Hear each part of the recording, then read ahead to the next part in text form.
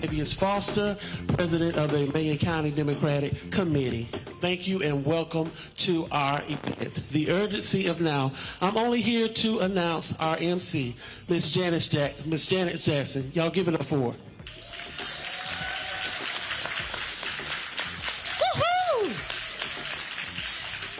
I'm so happy to be with you all this evening. As introduced, I am Janice Allen Jackson. I am the host of the Local Matters podcast, which is available on Apple, SoundCloud, and Spotify, based in Augusta, Georgia. And our purpose is to help people become more confident voters and more engaged citizens. So I am pleased to be a part of this program called The Urgency of Now. And of course, we welcome Mr. Roland Martin to Southeast Georgia. Happy to have you in our state. Please give it up for him.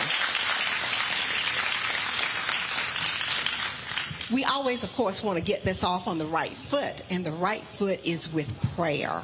So we are going to invite Delmas Mosley up to give us an opening prayer. Let us bow our heads. Father, in the name of Jesus, we ask that thou will bless, guide, and direct this occasion. We ask you to give us knowledge, wisdom, and understanding in the direction in which we are to take. Bless each one that's under the sound of my voice. And we give you the praise for being here, and we thank you for it. In the name of thy Son, Jesus Christ, we pray. And the people of God say amen. Amen. Thank you for that. Our very first speaker for this evening is someone who has been a guest on Local Matters, and she is Ms. Alicia Thomas Searcy. She is with us this evening as a candidate for the office of school superintendent for the state of Georgia. Please give it up for Ms. Searcy. Thank you. Good evening, Southeast Georgia. How y'all doing? It is an honor to be here, Brother Roland Martin. It is an honor to stand on this stage with you and see you again. The last time we talked, I was on your show, and I was running to be the Democratic nominee for state school superintendent. And because of the great people in this room and all over the state of Georgia, we won the primary in a four-way race with no runoff and won all 159 counties in Georgia. So thank y'all. And to this esteemed panel, and my new friends, Pastor, I will not be long, but I appreciate the opportunity to speak for just a few minutes. I appreciate the fact that I see so many young people here as well. A little bit about me. I am the first African American elected to the Georgia House of Representatives from Cobb County. Amen? To the young people in the room, I got elected at the age of 22. Yes, so I'm saying that because I need you to know that we need leadership of all ages, of all generations, and you deserve to have a seat at the table just like anybody else.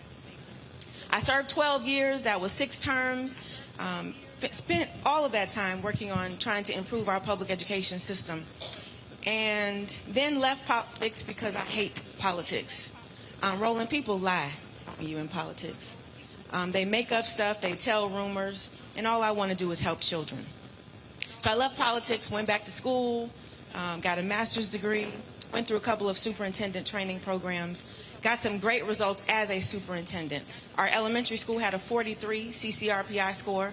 That's the state index. That's a 43 out of 100. The middle school had a 65. Teacher retention rate was 25%.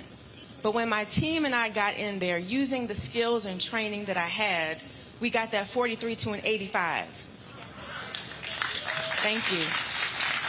That 65 to an 81. And the teacher retention rate from 25% to 75%. Thank you. And so I'm sharing that with you because we have a school system that's not working. And we have a state school superintendent who's been in office for 8 years, and I'm pretty sure he's been asleep the whole time. Because if you were awake, you would know that there are some serious issues in our schools, whether it's special education, whether it is the curriculum that we are learning or not, whether it's the dropout rate, you name it, we've got challenges. And when you are asleep at the wheel, that is not acceptable. And so I'm running for state school superintendent because we need a state school superintendent who cares, who shows up in Southeast Georgia, who understands that every child in every corner of the state deserves to have access to a high-quality education. And you know, it got real serious for me on May 24th, the day that I won the primary, because that was also the day of the Uvalde shooting. And I will never forget that day because there were 19 children who went to school and never returned. And 2 teachers who were called to teach who never got to go back home. And so on May 25th, the next day, our 15-year-old was trying to go to school, and my husband and I were afraid to send her because, like so many parents, we were just concerned, like, what would happen? But we let her go to school, and when she came back, we sat down at the kitchen table and asked, you know, how are you feeling? What are you thinking? And Layla said something to me that I'll never forget. She said, we're talking about it, it's all over TikTok, but we know nobody's going to do anything. And so when young people say, we don't think anybody's going to do anything, we've got to. And so I'm running for state school superintendent because I need Layla and the 1.7 million children in our state to know that you deserve to have a state school superintendent who will do something to keep you safe in school.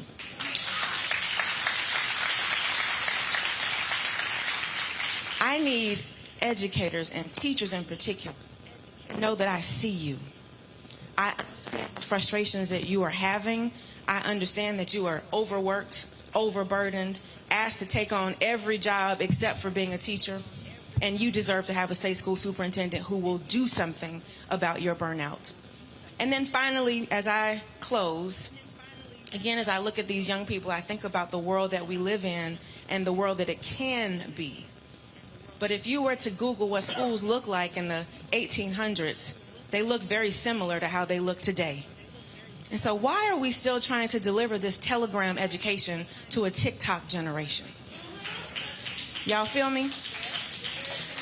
And so we wonder why kids don't feel excited about school. It's because we have a state superintendent who's been asleep for a long time. And so voting starts on October 17th. And somebody told me that in Southeast Georgia, sometimes y'all don't go and vote. Is that true? Y'all gonna change that this election, though. I believe that, because when you look at the slate of candidates that we have, it's historic. We have the most qualified, the most exciting, the most talented candidates that we've seen in a very long time. And so it ought to fire you up about all the things that are happening in our communities and knowing that voting can change those things. And so join me, because it's now your turn to do something. And make sure you take 10, 15 people to the polls with you. Make sure you vote for my brother, Raphael Warnock. Let's send him back to the United States Senate. He makes me proud when I see him. Proud that he represents our state as the first black United States senator in this state. Make me the first black state school superintendent in this state. And so I thank you for this opportunity. Thanks to all of the organizers, Brother Keith, Brother Al, thank you all for what you are doing. Thank you, Roland, for being here, for putting Swainsboro on the map. That's why I appreciate you, brother, for all that you do, not just where you live, but all over the United States of America. We love you. We appreciate you. Thank you for what you're doing. Let's go make history, y'all. Thank you.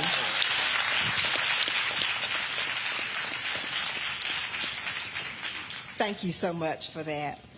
It is my next duty to introduce our panelists. We have an esteemed group here, and we will start off with none other than my state senator, Mr. Harold Jones. He is representative of the senator for Georgia Senate District 22, which includes most of Augusta and Richmond County.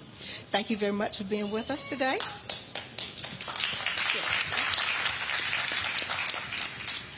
Our next panelist is Mr. Keith McCants. He is with the Rural Political Operative Advocate. Thank you so much for being here. Next, we have veteran legislator, State Senator David Lucas. Thank you for making your way to Southeast Georgia. And finally, we have from the NAACP, Emanuel County branch, Jonathan Hampton. Thank you very much. All right, let's get it. All right, so here's what we're going to do. First of all, we're not going to talk about why it's important to vote. We already know that, okay? People spend way too much time on that wastes time. I believe one of the fundamental problems when we talk about why people don't vote, we don't talk about issues. What is it that they care about? So when it comes to this community, what's the dominant issue? What should people in this community be focused on when it comes to the issues up and down the ballot, who they should be supporting for U.S. Senator, for governor? What's the dominant issue? Jonathan Hampton, first of all, I want to just say thank you all for coming to Swainsboro-Emanuel County, and thank you for being here and your interest in rural Georgia. In our communities, because of where we are, there are a lot of grandmothers and a lot of grandfathers, aunts and uncles that are raising our children. And we have an expectation that our children will go to school, be successful, and come home and continue those same successes. However, we don't engage our elderly community who are actually raising these children. And so something along the lines of Medicare expansion is one of the main things that we need to start talking about in our communities, and community engagement with our older population so that they can prepare our students at home for the same successes that they experience in the schools. So you say Medicaid expansion, what has been the problem? What has been the block? Well, one of the things that when I think about Medicaid expansion, I think of when you think about being in an airplane, they say the first thing you need to do is put on the mask to save yourself. Well, with our young folks that are going home to folks that are elderly folks, and when I say elderly, we automatically think 65 and older. But what we're seeing in our communities is that grandmother and grandfather are now 55. And if we expand that Medicaid to them, they're more likely to be able to be prepared mentally and physically, health-wise, to be able to serve our children. So expanding that Medicaid so that they can receive benefits as well helps in that instance. Now, of course, that was one of the impetuses of the Affordable Care Act. We see other states, but some states accepted, some did not. A number of southern states did not. Yet when you look at the health numbers, those same southern states sit at the top when it comes to having fundamental problems with health. And so it's sort of kind of crazy that you would have red states, southern states, not wanting to expand Medicaid to get their constituents healthier when they're sicker. I'm just saying it's kind of basic to me. And absolutely. I mean, the fact of the matter is, when you say what's been the block, it's been politics. I mean, the fact of the matter is Republicans refuse to actually expand Medicaid for the state of Georgia. Even, as you said, it actually would get your constituents healthier, and it also actually save the state money. But it actually fits. When you go back a long time ago, even during the New Deal, when Southern governors and Southern senators refused to allow the New Deal money to come straight to the South unless it actually went through them. And the purpose of that was to make sure that certain segments might be to participate in that. And quite frankly, the segment they were trying to keep out were African Americans. And so we've seen this kind of historical dynamic where you actually do not do for all of your constituents to basically make sure that some do not actually advance. And so it is politics. When we start talking about why vote, we've already hit number one. Politics controls that, and that is something I'm convinced that we'll be able to change in the legislature. I think there actually may be some will to actually do that on some level now, but we actually have to make substantial changes, whether it's in the legislature and definitely in the governor's house, without a doubt. There's a reality to politics, and that is especially in many of these southern states. The fact of the matter is, largely white voters vote Republican. Black voters vote Democrat. Reverend William Barber with the Poor People's Campaign Repairs of the Breach. They talk about the fact that there are 140 million poor and low-income workers in this country, and the reality is the majority of them are white voters.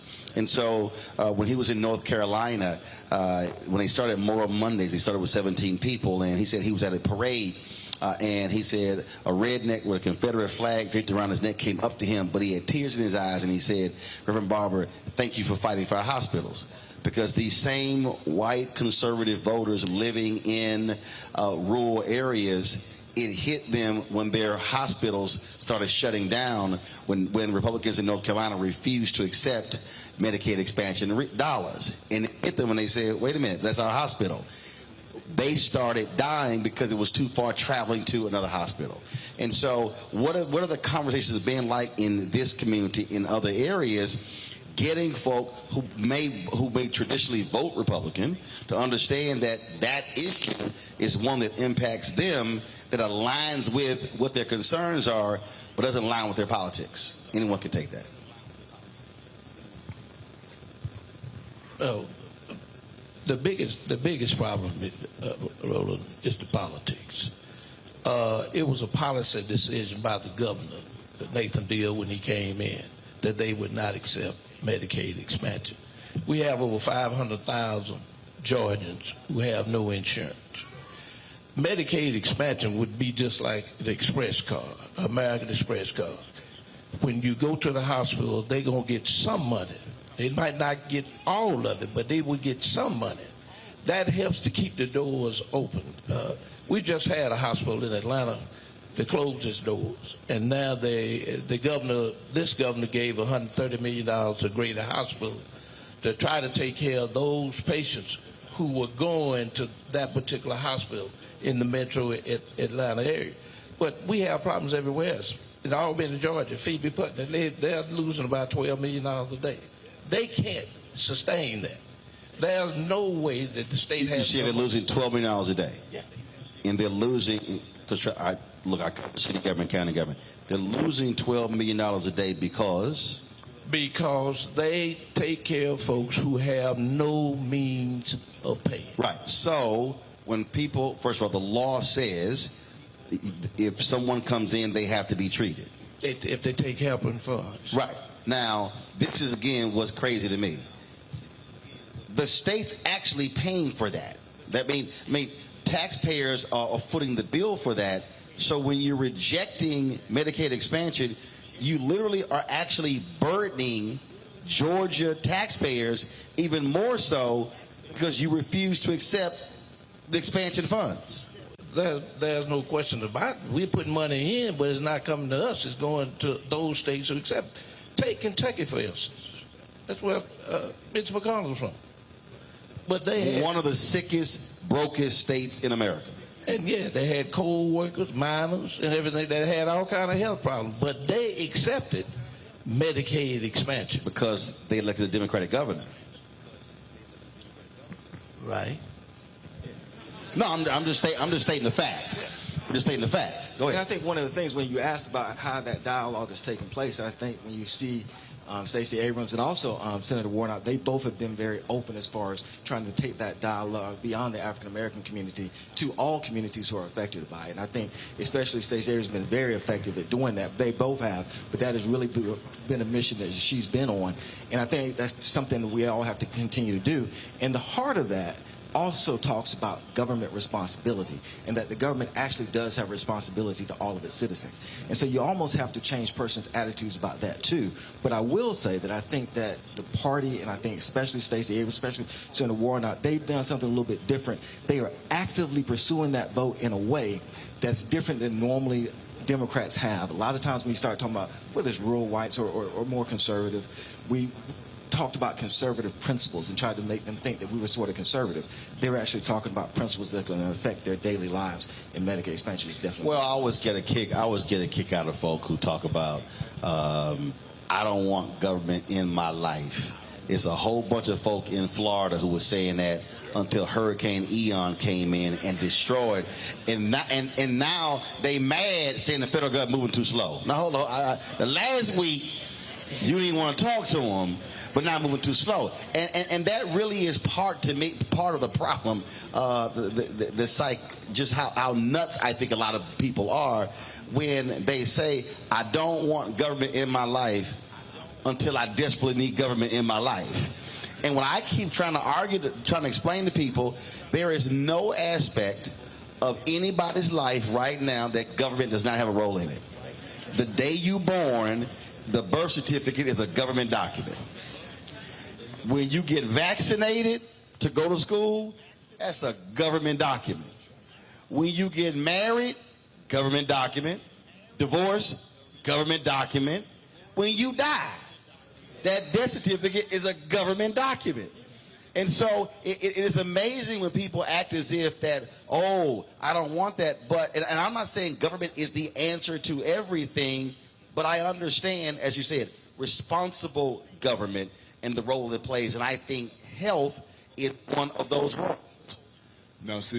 Now, one of the reasons why that we need Medicaid expansion, because in my hometown, Macon County, which is about 2 hours from here, we lost our hospital back in 2007.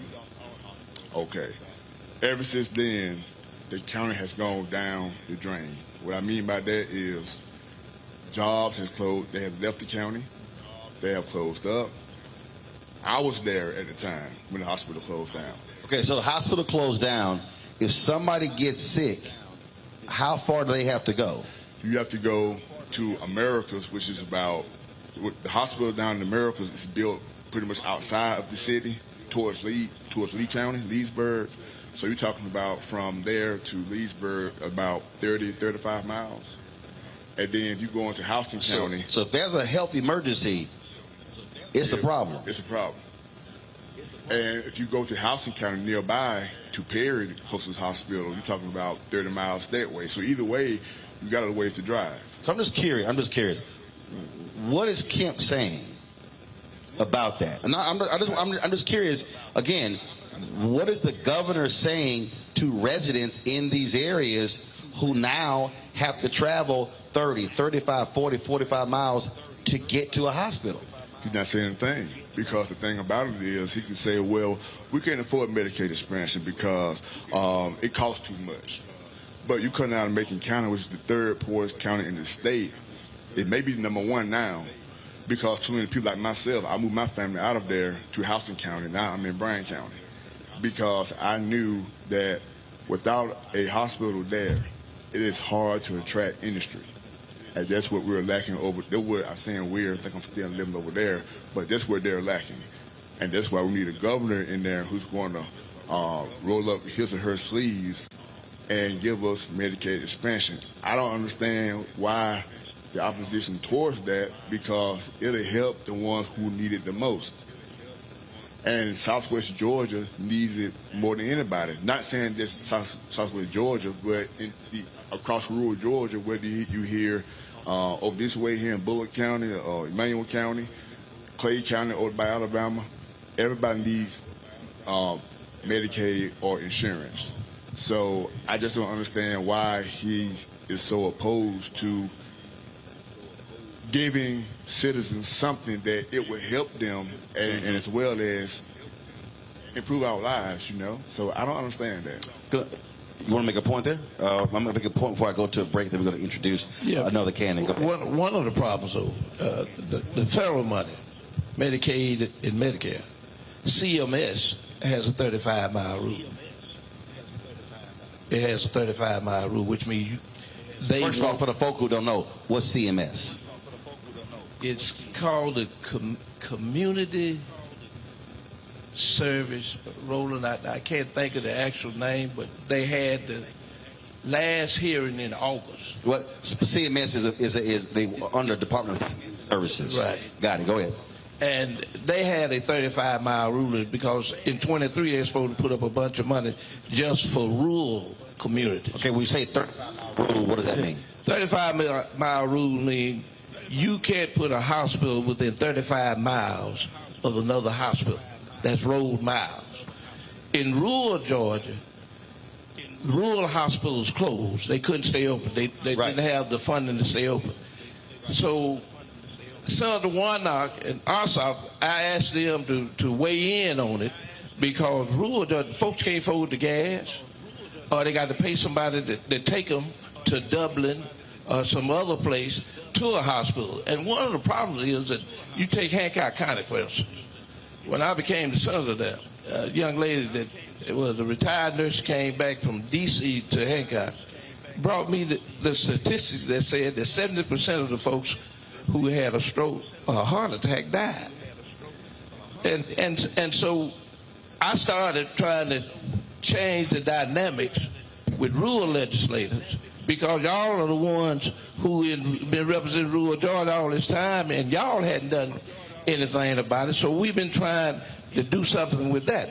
But on the Medicaid expansion, the governor at this particular time went through the legislature, because the governor could accept Medicaid expansion or not accept it, took it to the legislature, and now the governor can't do it. The legislature has to do it. Wow.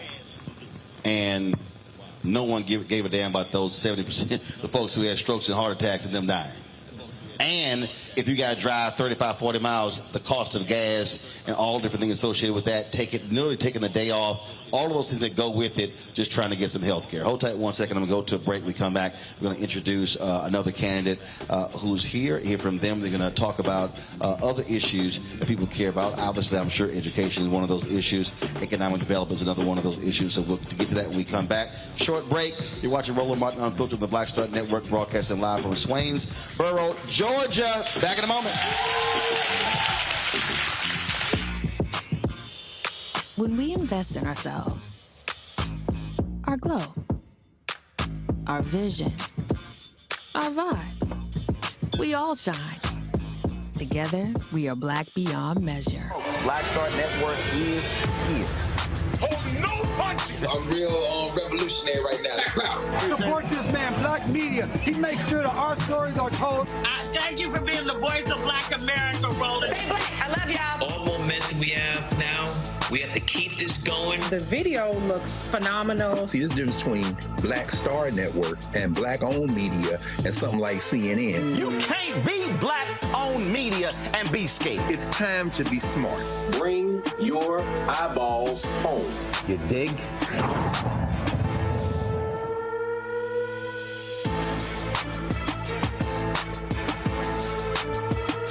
Hi, my name is LaToya Luckett. Yo, it's your man Dion Cole from Blackish, and you watching Roland Martin Unfiltered. Stay woke.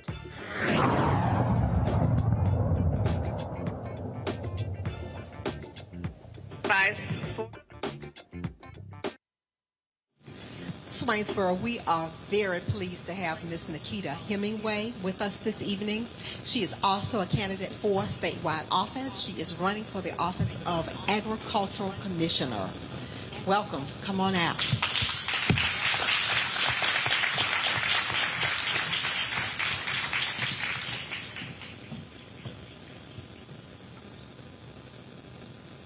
Good evening. It is a pleasure to be here with each and every one of you today.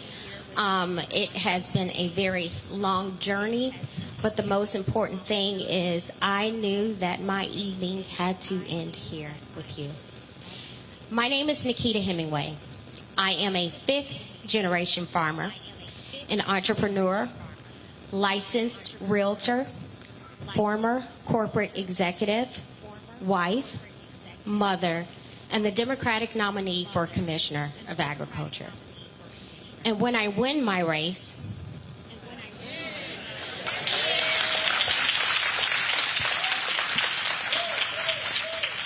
see, y'all got it, but the others stopped it. I will be the first African American and the second woman elected to this position in our nation's history. My political journey began 4 years ago when a local county commissioner stood on my farm and told me I would be better off selling my land to Quick Trip than getting him to remove his restrictions. So when I made the decision to run for public office, it wasn't because I wanted to be a politician. It was because I understood the equity in agriculture problem, and I was the most qualified person to solve it. It is our lived experiences that are almost always aligned with our purpose. My grandparents were rice farmers off of the coast of the Savannah River. And for more than 100 years, my family owned 360 acres, and now we own none of it.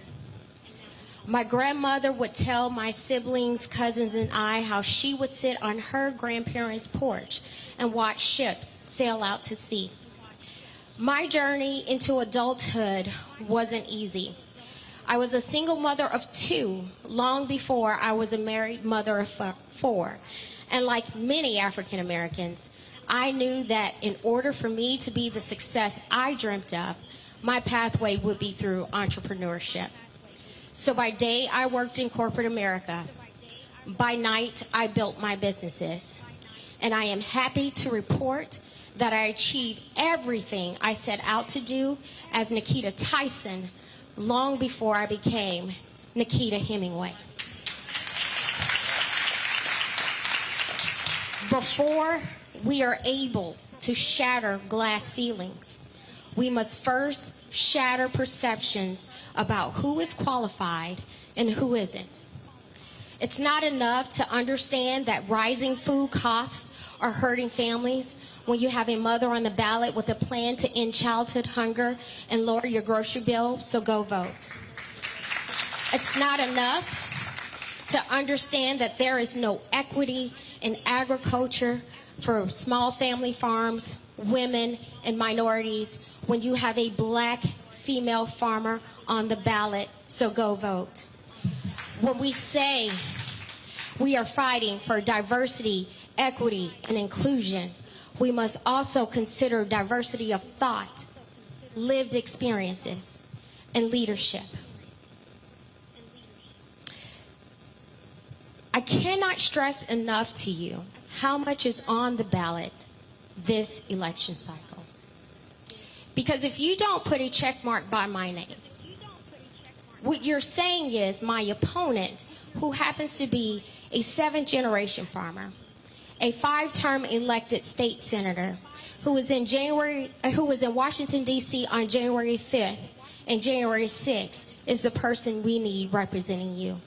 What you're also saying is that this senator who supported Texas' lawsuit against our election results, you're saying that you're okay with them taking away your voting power. And what you're also saying is that this senator who used a black farmer, who partnered with a black farmer to abuse government grants and then left this man penniless, what you're saying is he's better, he's who you want representing you. So it's more than about showing up to vote. It is about the next 4 years, the generation after you, the generation after them. So make a plan to vote. Please vote early. Election day starts, in my opinion, October 17th. And if you have trouble getting there, then make sure that November 8th is the absolute day that you get in line. Thank you. Thanks a bunch. All right, folks. Let's now talk about. I want to go to an issue. It's been talked about in the state, around the country. I got 4 brothers sitting up here, so let's go right to it. This idea that black men are afraid to support Stacey Abrams, that black men are disenchanted, they don't like what Democrats are doing. What are you hearing? Conversations that you're having, what are you hearing specifically from black men in Georgia during this election cycle? I'm surprised actually to hear you say that, particularly in our areas, we're having the opposite conversation.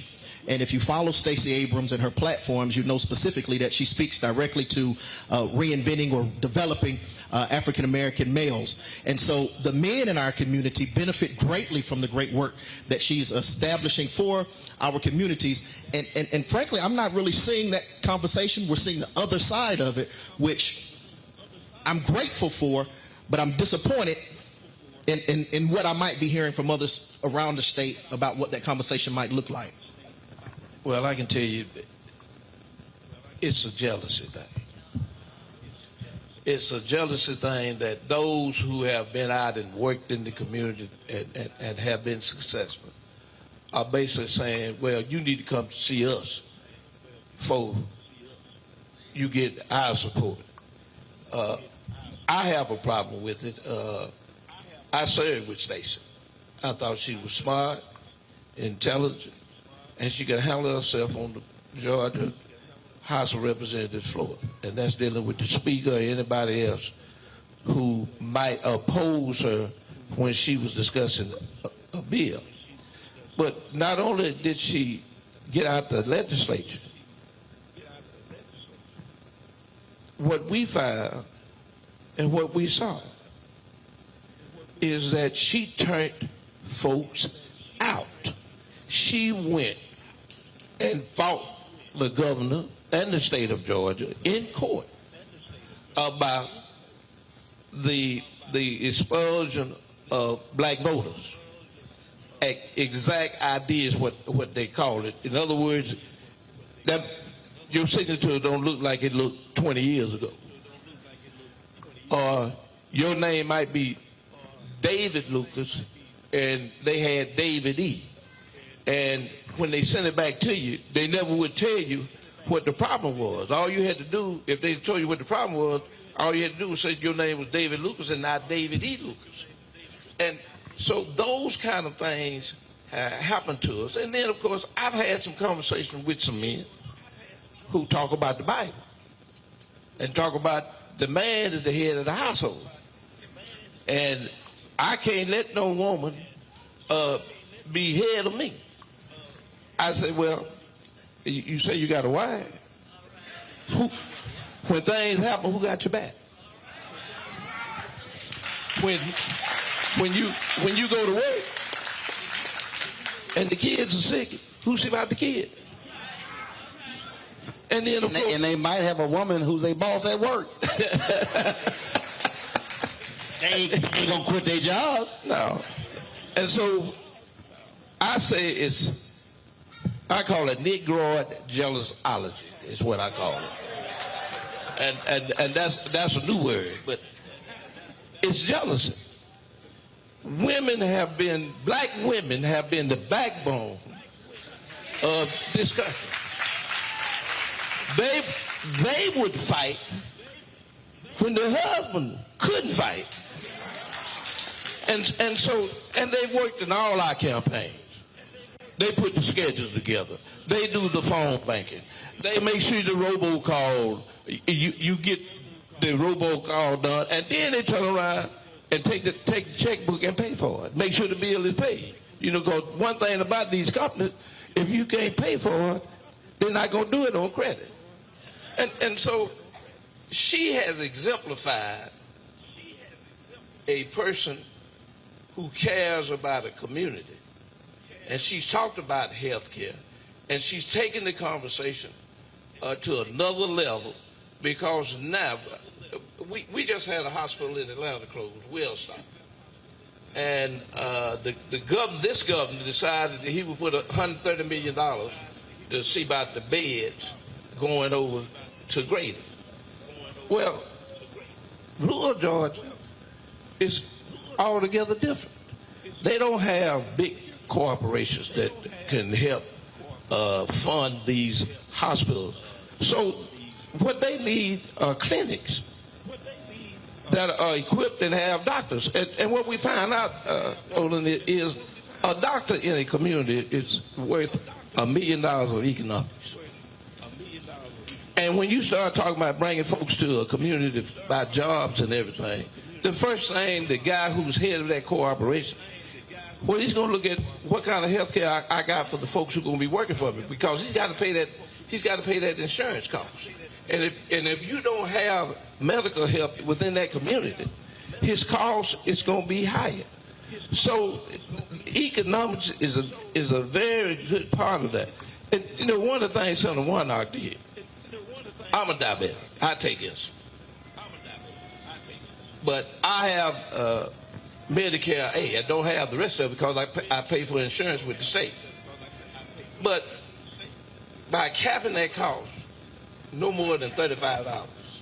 And then, of course, he was involved with trying to cap the cost of out-of-pocket, what you pay when you go to the hospital and get sick. Out of pocket, the child cabinet at $2,000. That helps a whole lot of folks. And guess what? They don't look like me either. Mm-hmm. It's not a conversation that I've actually had. I mean, I know the conversation, but what I'm saying is I haven't not had conversation with men saying they weren't going to support. Let me set it up this way, because this has actually been an issue for the last decade. A lot of people kept saying that, these men didn't want to vote for Hillary against Donald Trump. I said, first of all, if you go back to 2012, there was a 9-point gap between black men and black women nationally who voted Obama-Romney. And then it went up to 13 points in 2016. It went up again in 2020. One black pollster said that the effect of a bump in black males voting for Trump actually helped Republican candidates down ballot. Case Tom Tillis in North Carolina. And so I've heard the dissatisfaction. I've heard brothers say that they don't believe that they are getting a return on their investment. And there were brothers who were not happy with Obama, who felt that he did not do enough, which is why you had that gap. But the reality still is black men are the second largest voting bloc for the entire Democratic Party. It's also part of this that the party, I have no problem saying it, led by largely white strategists, have refused to craft a black male-specific plan to answer that, because anywhere else in politics, if you see a 9-point gap and they go to 13 and they go to 17, you playing with fire. Anybody else would say, I think what they've done is, well, it's going to take care of itself. No, actually, it's not. And so there has to be a counter to the data, because the data is not lying. The data is real. Now, in 18, so Georgia did have a gap between black men and black women, but the actual number of it was about 24,000 votes. Now, in a very close election, it can turn the election. Now, hold up now. You said 24,000 votes. Correct. How many votes did Biden-Harris win the state by? 11,000. 11,000. Right. Now, I'm talking about in 18. No, I understand that. Yeah, my point is, Biden-Harris wins this state by 11,000 votes. Sherry Beasley in North Carolina lost her re-election for Chief Justice of the Supreme Court by 400 votes. Obama won North Carolina in 2008 by 14,100 votes. Those 24,000 votes can make the difference between winning and losing. Without a doubt. That's not what I'm actually saying. What I'm saying is that the numbers don't show that there's this gigantic schism between black men and black women. That's my point. Now, yes, in a close election, it can definitely make a difference. So my point would be that's going to happen because no group is monolithic. So when we're not talking about 200,000. So if we're talking about 24,000, here becomes my question. How do I make up that 24,000 gap with more African-American men or those from other places, from other communities? That to me is the question we ought to be facing. See, I'm going to push back on you. How do I make up that gap with those men? I'm going to push back on you because here's the deal. If the numbers are trending up, I have to ask the question, why? And then when I ask the question, why, then there has to be a counter to how do I now? Because if those were folks who used to vote for you, you got a better shot of bringing them back into the fold than somebody who has never voted for you. Or has not. Or someone who's a new voter or maybe has not voted. But I think that the key thing is if we promote the fact that African-American men and African-American women have always worked together. And as you said, we're the second most loyal database. It works as a group. And that becomes my point. Our audience here is full of African-American men and African-American women, without a doubt. Now, do I want to find out maybe what spurred those 24,000? Yeah. But men, historically, beyond race, are a little bit more conservative anyway. But even with that 24,000, my question might be, are those persons looking at from a standpoint of business development? Because, we have a lot of hyper-capitalists out there, black men, who have all these different businesses. That may be one issue. Right, which means that the candidates should be, that's why I said you have to ask the why, right. Because if that's one of their issues, candidates have to address that issue, and they might go, oh, you have a plan for that? Now I can listen to, as opposed to not listen to. And it may be one of crime because could be. areas around. So I think that's legitimate to ask into that. And I think that's good points. That's good questions. The part that disappoints me, I guess, is if we just do a general, there's this great schism between black men and black women, and that does not exist. And historically it hasn't. And we can give stories, but one of the things I always point out to people is, if you ask someone whether it's white, Hispanic, etc., and of course there's logistical reasons on some of those groups, African Americans have 3 women that stood out in the 70s and late 60s. Fannie Lee Hamer, Shirley Chisholm, Barbara Jordan. We've always supported black women. No, hold up. 1972, Shirley Chisholm, they had the Black Political Convention in Gary, Indiana. Why wasn't Shirley Chisholm at the Black Political Convention? Right. Because the black men did not support her run for president. But without a doubt, to actually have those women up there. I got you, right. But the brothers didn't support her. But I'm just letting you know. Well, we know, and I've talked to them. Some without a doubt did, and I think that we can get ourselves in trouble because there's some blacks didn't support Obama. I mean, very, very little. Oh no, absolutely. Yeah. So the point is, we'll never have. All I'm saying is, we have to. What I'm saying is, 2 things has to happen. We have to be having a conversation internally about, okay, what is your frustration? What do you seek? What do you desire? When I hear people, brother, when I hear people say, we want tangibles, first of all, I got to walk people through. No candidate can give you a tangible, first of all, when they're running. That's called a campaign promise. 2, they have to win. So if you don't vote, they don't win, you ain't getting no damn tangible. But 3rd, even if they do win, that person solely can't give it to you because it still has to get passed. I really believe we need to have a Schoolhouse Rock 2.0 because there's a bunch of people clearly who have no clue how politics works. That's 1. But 2, the Democratic apparatus, largely led by white strategists, has to listen to black people and black elected officials and black pollsters who have been telling them there's a problem. They've been turning a blind eye and then not wanting to put the resources to create specific strategies to reach them. And they go, well, they'll come around, and then when the election is over, then it's, well, the brothers didn't vote. Well, if you don't go after them with resources, they ain't going to see and vote for you. And last point, this new generation is less likely to self-identify as a Democrat.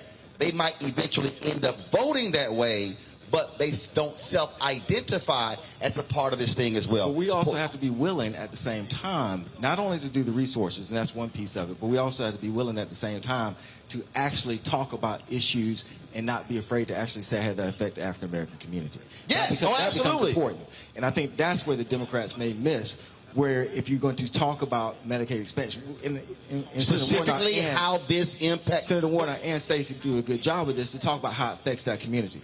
But I also challenge them to be specific to say white. Right. Like literally go to white voters and say, hey, you white, this impacts you, because what often happens is people have messaging that target us, target Latinos, target Asians, but won't actually have a white message. Guess what? You got to be real with white folks too. And I think we have to have that message to talk about when we economic development. If we're in rural Georgia, economic development, of course, is going to affect all. But certainly, are there any potential proposals or plans that we can specifically target towards African Americans and not be afraid to actually say that? That, I think, is also going to reach a lot of persons, too. And that's one of the key things that we're usually afraid of doing is we say, well, we can't do that openly because then we won't get elected. And that's not necessarily been my experience. I've been elected to office twice now, senator and also as a solicitor. A solicitor is a prosecutor. And as a prosecutor, I talked about progressive prosecution. And now you see more people doing that. Yep. My experience really has been that if you're open and honest and say what you're going to do to really try to help folks, they are going to go to the polls to actually put you in. We allow our politicians many times off the hook when they say, well, I can't really get into how it will affect the African-American community, but once I get in there, I can do this. It doesn't work that way. If they're not doing the promise now, they won't do it later. And even though when you look at the actual data, again, we break our health data down by race. We break our economic down by race. I mean, it's just stop trying to run from it. You know, it is what it is. And to the focus, of my book, look, By 2043, this nation is going to be a nation majority people of color. Look, the average white annual death rate in about 12 states is higher than the annual white birth rate. It's called data. You're not going backwards. You can yell, "Make America Great Again" all day if you want to. You can wear red hat, blue hat, yellow hat. We ain't going back to the 1950s. It's just simply not happening. But I do want to shift this because I do want to get waiting on us here. I do want to know, how is the immigration debate playing out in conversations you're hearing with people?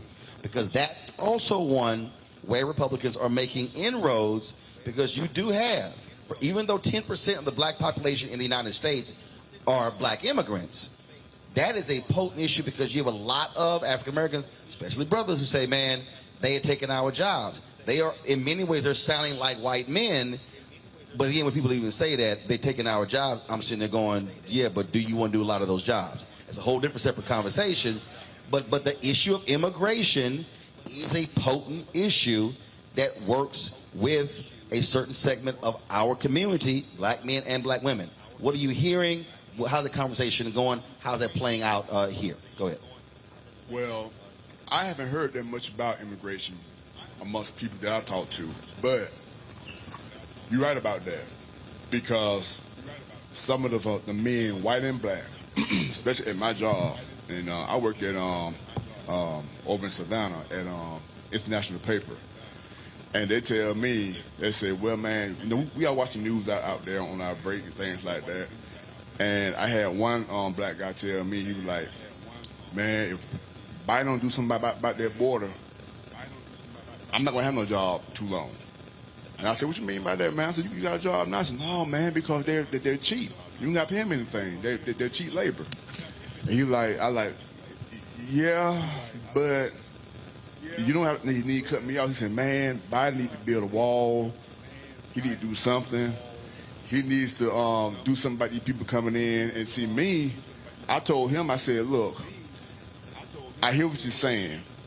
And in my opinion, a wall's not going to solve the problem, because they're going to find a way to get in, whether through a tunnel underground or smuggle through an 18-wheeler. So what he didn't do, what he didn't say, how elected officials holding companies accountable. See, that's the real that is the real thing about this immigration debate that nobody wants to talk about, and the Chamber of Commerce don't want to talk about it. They don't, because the reality is, when you talk about this notion of cheap labor, who hires cheap labor? And if we really want to be honest, with ourselves, how many people who have been looking for somebody to either cut their grass or fix their roof were like, let me go look for cheap labor? See, and so it's the folk who are hiring individuals. See, I love it in this country where we talk about, hey, man, we want high-paying jobs, but then we also want cheap pair of jeans. See, and so I think that's an issue we have to confront. But this is a potent issue because it is an economic one, and a person is saying, that guy is saying, I fear I'm losing my job, and that's a real thing. Go ahead. You know, the problem about immigration is this: we don't do what we used to do. We don't pick peaches, cotton, and the vegetables that come out the fields. Those folks come in. The reason I talk about it, for 10 years I was in the bus business. I had a contract with the North Carolina Farmers Association. I used to go to Laredo, Texas. They have an agent down there. They got the green card and everything, and I used to bring them back to the United States. And all the down the coast, Virginia, North Carolina, and they worked. If they didn't have them, they couldn't get the crop out the field. You know, but the other thing, Roland, that has hurt us, and I see it all the time with our young folks, it's about education. I've always talked about education and the ballot. Because if you can't read, how you know what you vote on unless somebody else told you how to vote. And part of our problem is, it's just like you got a car, and it's got a rearview mirror in it. If you don't know where you come from, how you gonna know where you got to go? And so we've got to teach our young folks that we've got a history. Some of it's bad, and some of it's good, because a whole lot of us made something out of it and have gone on to better rewards. But we've got to instill in our young folks, look, it's about the book and the ballot. You don't have to go to college. You can go to technical school, aircraft mechanic, and go out on the base. Right, and I'm glad, because I want to let you segue right into that, because having that education conversation, what has happened in the last 30 years, really 40 years, we shifted into this whole deal of got to go to a 4-year school, got to get that degree. The problem now is states no longer fund colleges at that level, so now the burden is shifting to the individual and the parent. And so now you got folks who literally are walking around with $120,000, $130,000, $150,000 worth of debt, and the jobs that they're getting, there's no way they can actually pay that back. I also think that from the education side, and I know why it shifted, because in the early 70s, they were pushing black kids and Latino kids into trades in a technical school and away from 4-year schools. And black parents were like, no, we want our kids to be doctors and lawyers. If you read James D. Anderson's book, The Education of Blacks in the South, 1860 to 1935, the same thing happened when Hampton started. They wanted them to keep farming. The parents said, no, we don't want our kids to be farmers. But what's happening now is we now have a job shortage of skill set. That's one. And we push folk, and because we no longer make a lot of stuff, our economy has totally changed. Technology has totally changed it. And so it used to be you could actually work at a grocery store. You could actually work at a bank. You could be a teller. You could have a middle-class job, buy cars, send your kids to school. When the last time you been to a bank? Don't have that many of that. No, but the point is, technology is changing. I can take a picture of the check, click OK. Right. Somebody told me I had to write a check. I was like, where the hell is a check? I couldn't figure out what the check was. So so I think what has to happen, which is why I'm glad you're talking about education. I think politically we got to be pushing our political leaders to also redefine how we look at education, because we know we have a skill set deficit today. Master plumbers, and I know, folk, there's some parent out here. You ain't gonna tell your friends my son's a plumber. You would rather say my son's a lawyer. But a master plumber makes 6 figures. That's right. So I think there also has to be a change of our view of the future jobs in terms of also education and how we're developing them and the resources going towards that. Go ahead. Mr. Martin, one of the things... Mr. Martin, my daddy, I'm Roland. Oh. Roland, one of the things I ran for Board of Education here locally in Emanuel County, and part of my platform was to make sure that our students were workforce ready. We've got so many students that are graduating from high school. They're not going to the military. They're not going to college. But where are they going? Well, we've got a growing gang population in our city, in our county. And because we're not preparing these kids for a workforce so that they're prepared, when they graduate, okay, I'm not going anywhere, but I can get this job here making $30, $40 an hour, but we're not preparing them for it. Here's the second part to that, though. They responded to me, many folks, and said, well, we do have a program in the county where folks can go and learn about different trades and have opportunities. Well, we have the information, but we don't have the access. So the issue is, while we may know that it's available, right, it's not ready accessible to the children that look like myself and you. So what we have to do then is to, as we work on our workforce readiness platform, hey, we're getting all these kids ready, we're getting them ready for what they're going to see.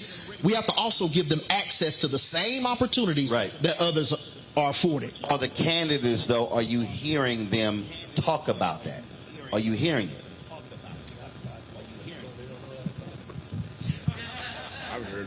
I haven't heard anything from anyone. Now, It's on. Yeah. Just talk right into it. Talk into it. Now, Charlie Bailey, running for lieutenant governor. I talked with him last week, and he brought that up about trades, about pushing more of our young people into the trade field. And see, me, I told him, I said, from my experience, I went to a trade school. At first, I wouldn't go to a college. I want to go to Columbus State and Alabama A&M. But I went to South Georgia Tech. I majored in welding, technology. I also took aircraft structural technology. I got 2 degrees from there. Blueprint reading, I got a degree in that as well. I mean, a diploma in that as well. The jobs that I've had in the past, I've done multiple jobs there because, as you said, there's a work shortage. They said, hey, Keith, you got the forklift? Yeah, okay. Although I'm a welder, I was a certified welder at the time.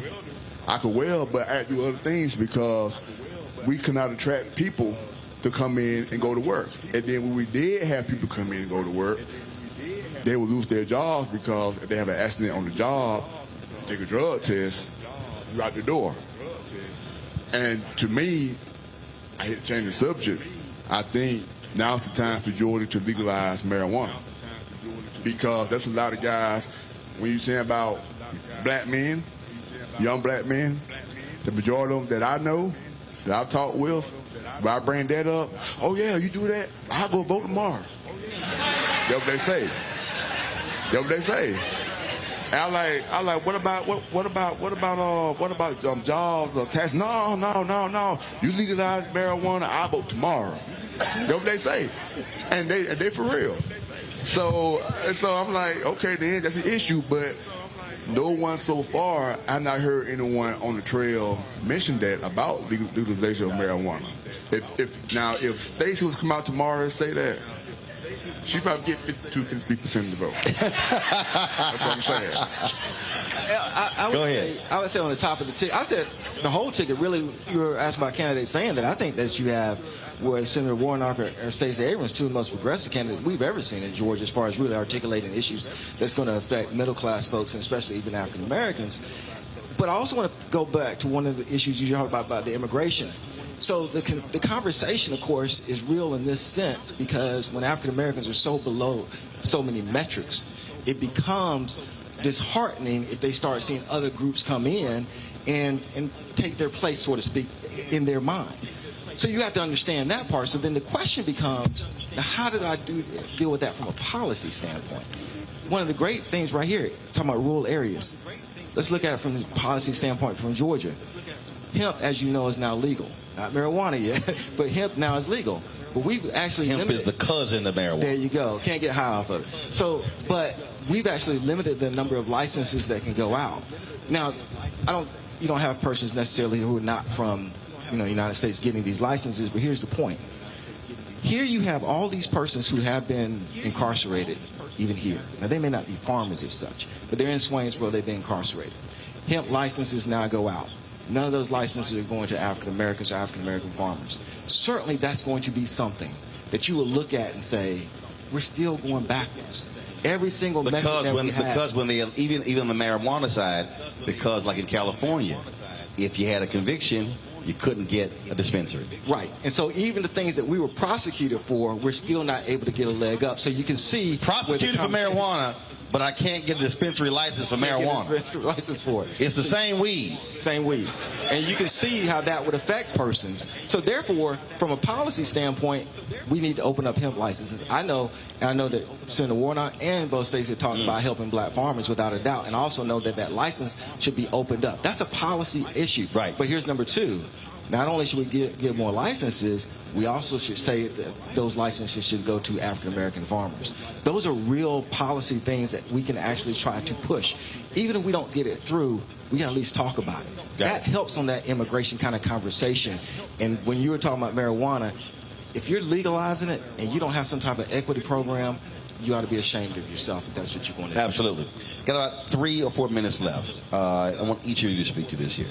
There's somebody, maybe sitting in this audience, and maybe somebody who's watching, there's somebody who's in this community, and they're like, Okay, this is all great and wonderful. That all sounds nice. That's cute. But I just simply do not believe that my vote matters. Going down the line, what would you say to that person if you had 30 seconds to look them in the eye? What would you say to them as to why they should vote early, beginning October 17th, or they should go to those polls on Election Day in the first Tuesday in November? What would you tell that person? The history of our country is no secret. And if you do not seize the opportunity to vote today, you are most certain to relive the world that we knew yesterday. Okay.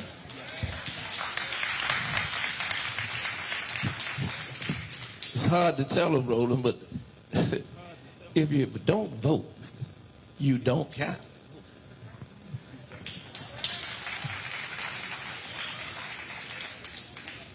Well, what I'll say is think about your future or your child's future. Because I got a 2-year-old, I got a 13-year-old out there in the audience. What happened in November is going to affect them 4 or 8 or 12 years down the road. Mm-hmm. Don't never say your vote doesn't count. Because I'm going to tell you right now, because a lot of people out here who don't vote, and then when things don't go their way, then they're complaining all the time. Well, they ain't doing nothing for me. What did you vote? No, I didn't vote. So that's why I tell them, get out and vote. Your vote matters. Absolutely. If persons didn't think the vote mattered, then Georgia wouldn't be creating bills like SB 202 to make sure you don't have the opportunity to vote. And secondly, when you talk about something that happened today with President Biden pardoning persons on marijuana, whether it's talking about school debt, that came about from voting.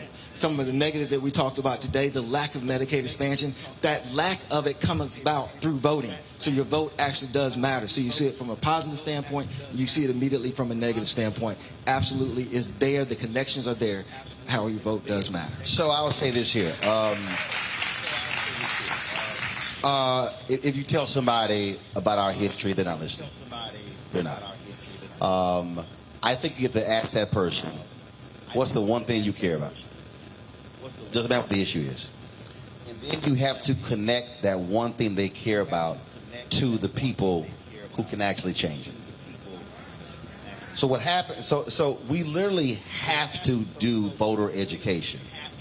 I can't tell you how many people I deal with in my business every single day who literally think that stuff just happens and this has no bearing on it.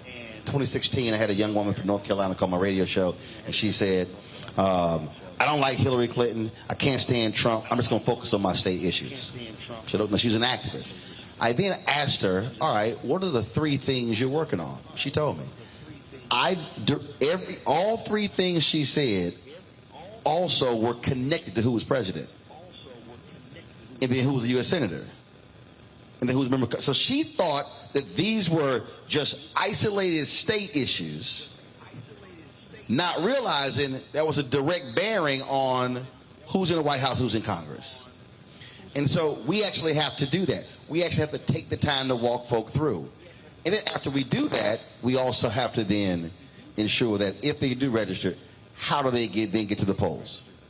And so a lot of times we expend so much energy on talking to people about voting, but then we're not making sure they're registered. Then after they're registered, then making sure they actually vote.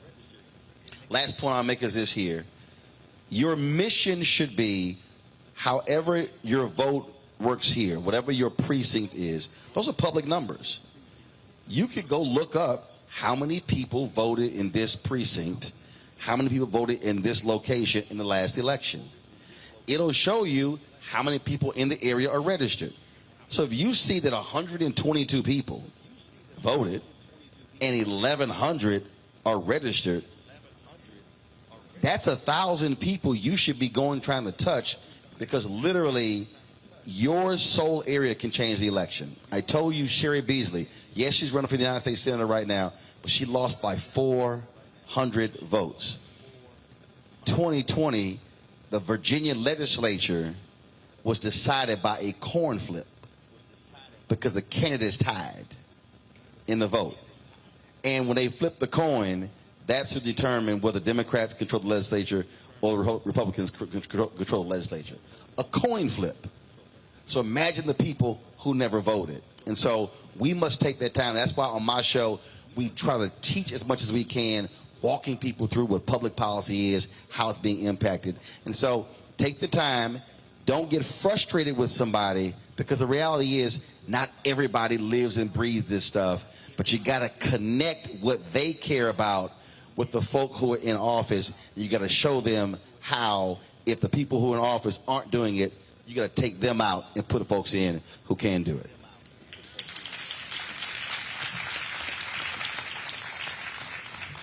Thank you so much for coming to Swainsboro, Georgia. When they first told me about it, I said, Roland Martin's going to be in Swainsboro? Really? In person? So we really just appreciate you for coming to Emanuel County. We appreciate these wonderful panelists. Didn't they do a great job, y'all?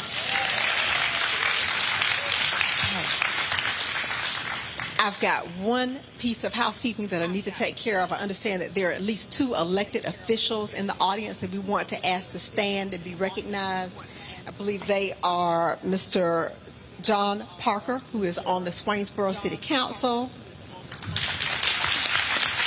And we have Mayor Pro Tem Bobby Collins, who is also with Swainsboro City Council. Thank you all. Thank you all for your role in making Swainsboro what it is and what you hope it to be in the future. There are 2 more people I need to introduce. This will be my last time at the mic, but I need to introduce Ms. Barbara Carlisle. I understand that she's going to give us a little entertainment before we close. And as well, we will have a closing prayer by Dr. Merrill Bell. Thank you all so much for allowing me to come to Swainsboro today.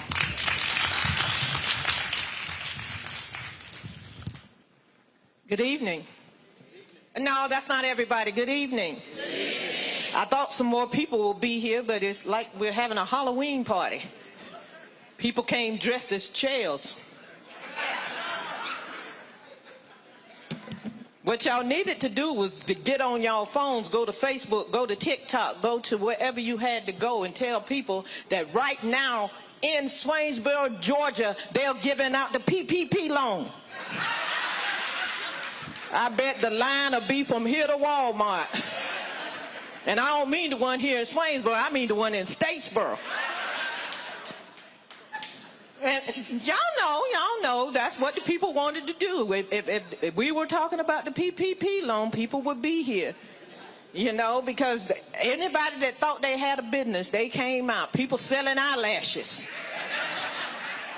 Done got a LLC. LLC stand for look like cash. $20,000 and you selling eyelashes. It's crazy. But if I had to tell you something today, the one thing that I want you to do is go back and tell somebody that knows somebody that got a car or a truck or a SUV that can take people to the polls and let them vote.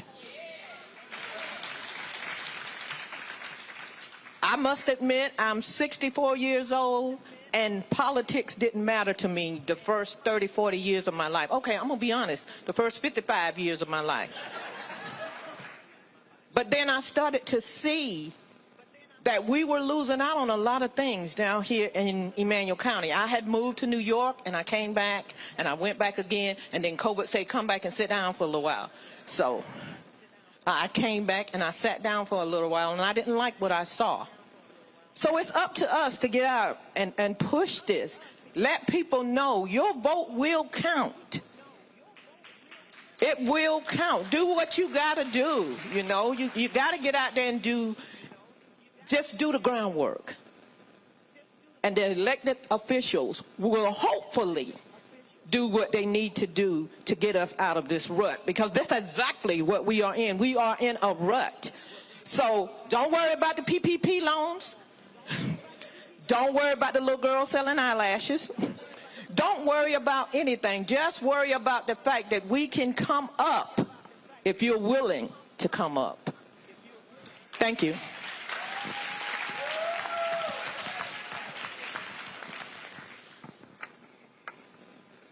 Thank you. Thank you, Roland Martin, teaching us and talking to us on this wonderful night, talking to us in a language not that we know, but a language that we understand to help redirect our mindset. Thank you. Give him a hand clap, y'all.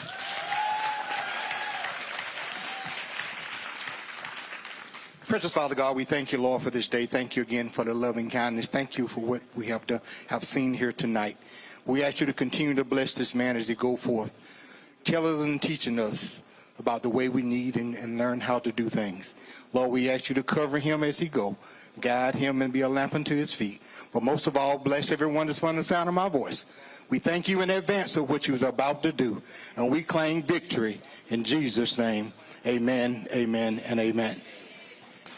All right, to all the folks who are watching, thanks a bunch. We'll see y'all tomorrow from Houston, Texas, where we'll be with Black Voters Matter from the campus of Texas Southern University. So H-Town, y'all show up and show out, and I'll be happy to be going back to 3rd Ward because you know my high school, Jack Yates, is right across the street. Don't forget, download the Black Star Network app, Apple phone, Apple TV, Android TV, Roku, Amazon Fire TV, Xbox One, Samsung Smart TV. Support us in what we do by joining our Bring the Funk fan club. Checking money orders to P.O. Box 57196, Washington, D.C. 20037-0196. Of course, Cash App is $RM Unfiltered, PayPal R Martin Unfiltered, Venmo is RM Unfiltered, Zelle is Roland at RolandSMartin.com, Roland at RolandMartinUnfiltered.com. Thanks to the folks here in Swainsboro. Thank you so very much. Thank you to the War Night campaign. And y'all know how we always end the show. I'll see y'all tomorrow. Holla!